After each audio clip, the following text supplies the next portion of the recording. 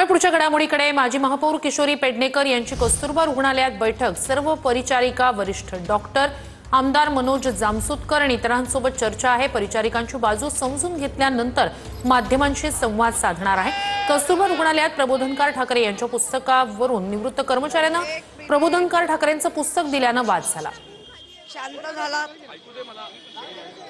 आम्ही आमदार साहेब मनोज जामसुतकर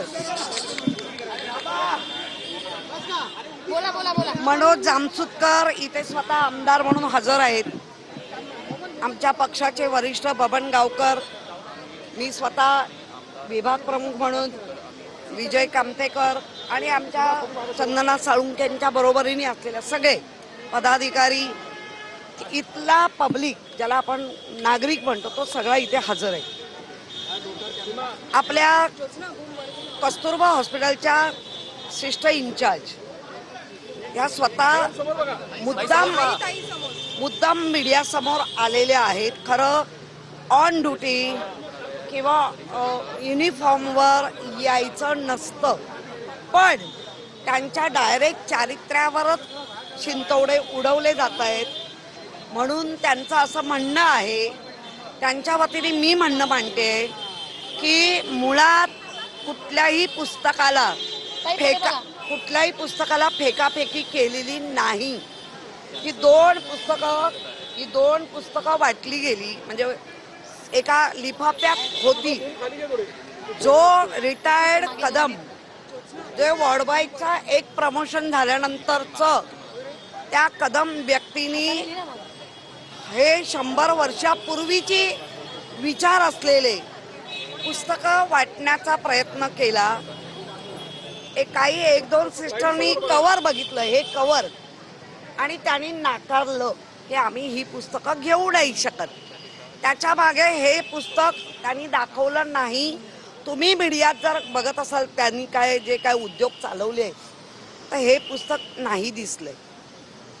तरी सुद्धा सिस्टर लोकांचं म्हणणं असं आहे, जरा तुम्ही सांगा। आता त्यांनी आमच्याकडे येऊन, मी परिसेविका ऋतुजा गोपाळ धडम, मी आज 32 वर्ष कस्तुरबा रुग्णालयात कार्य करते आहे। ज्यावेळी राजेंद्र कदम कक्ष परिचर आहेत, आमच्याकडे जे पुस्तक घेऊन द्यायला आले होते त्यांच्या रिटायरमेंटचं गिफ्ट म्हणून, प्रथमतः तर त्यांनी ती परमिशन आमच्या वरिष्ठांकडून घेतली नव्हती पुस्तक वाटपाची, आणि ते पुस्तक द्यायला आले ते मी त्यांना म्हटलेलं मला हे पुस्तक नको आहे, तुमचं गिफ्ट नको आहे, तुम्हाला तुमच्या उर्वरित आयुष्यासाठी शुभेच्छा। तरी त्यांनी 20 मिनिटं माझ्या कामातील अमूल्य वेळ खर्च करून मला खूप त्यांनी फोर्स करायचा प्रयत्न केला की तुम्ही हे पुस्तक घ्या, तुमचं प्रबोधन होईल त्याच्यामधून। म्हटलं नको, आम्हाला समाजात काही तेढ होण्यासारखं काही पुस्तकातलं नको आहे। तरीसुद्धा त्यांनी जाताना माझ्यासोबत माझ्याबरोबर असलेल्या 2 परिचारिकांची 3 पुस्तकांची 3 लिफाफे माझ्या टेबलवरती ठेवून ते निघून गेले। आम्ही नाकारलेलं होतं। आम्ही जर कोणाची मनं दुखावलेली असतील आमच्या ह्या वागण्याने किंवा बोलण्याने तर मी सांगते की आज बाळासाहेब ठाकरेंमुळे आम्ही मराठी मुली परिचारिका म्हणून इथे ताठमानेने काम करतोय। ह्याच्या आधी आपल्या मराठी मुलींना नर्सेस म्हणून जॉब मिळायचा नाही। बाळासाहेबांच्यामुळे आज आम्ही इथे ताठमानेने काम करतोय। मराठी वर्ग म्हणून आम्ही इथे खूप ताठमानेने काम करतोय। आमच्या ह्या वागण्यामुळे किंवा बोलण्यामुळे कोणाची जर मनं दुखावली असतील तर आम्ही मनपूर्वक दिलगिरी व्यक्त करतो। कुठल्याही बाबतीतलं आमचं ह्याच्याबद्दल मनं दुखवायचं नव्हतं।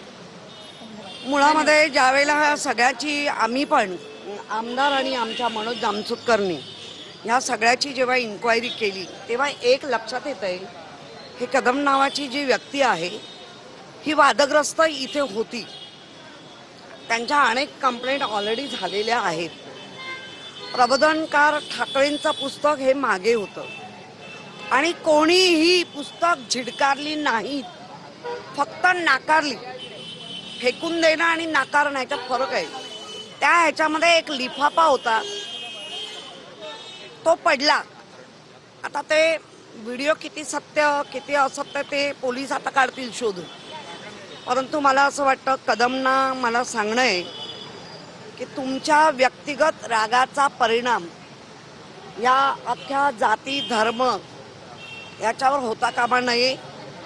कारण हे 1925 म्हणजे देश स्वातंत्र्य होण्यापूर्वीची पुस्तकं आत्ता वाटून तुम्हाला नेमकं काय मिळवायचंय, याच्या मागचा आका कोण आहे, या कदमला चालवणारा आका कोण आहे, ते पोलिसांनी शोधून काढावं.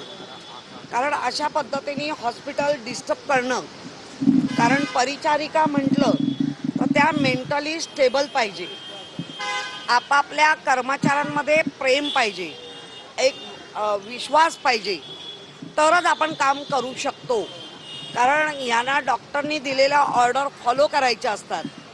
एखादा इंजेक्शन ट्रॉली असते किंवा आमच्या मेडिसिन ट्रॉली असतात, त्याच्यावर जर एखाद्याने राग काढायचा ठरवला आणि एक्सपायरी डेटचं इंजेक्शन वगैरे नेलं, दिवसभरामध्ये 3 वेळा ट्रॉली चेक होते.